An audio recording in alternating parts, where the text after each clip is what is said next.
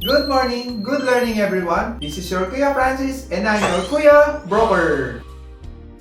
Our real estate word of the day is encumbrance. Encumbrance refers to any legal claim, restriction, or liability that affects the ownership or use of a property. It is a broad term that encompasses various rights and interests that can limit the property's title and impede its transfer or free enjoyment. Encumbrance can take different forms such as mortgage, licenses, easements, restrictive covenants, and judgment. These encumbrances are typically created and recorded in public records, ensuring that they are legally binding and visible to potential buyers and lenders. Kaya mga ka-property, napaka-importante po na mag-due diligence po muna tayo bago tayo bumili ng property. On my own opinion, kapag ang encumbrances ay mga restrictions at subdivision policies, we don't have to worry naman po. Basta hindi po against sa restrictions ang usage po natin sa particular property. Pero kung ang encumbrance po ay lease pendants or may demanda ang property,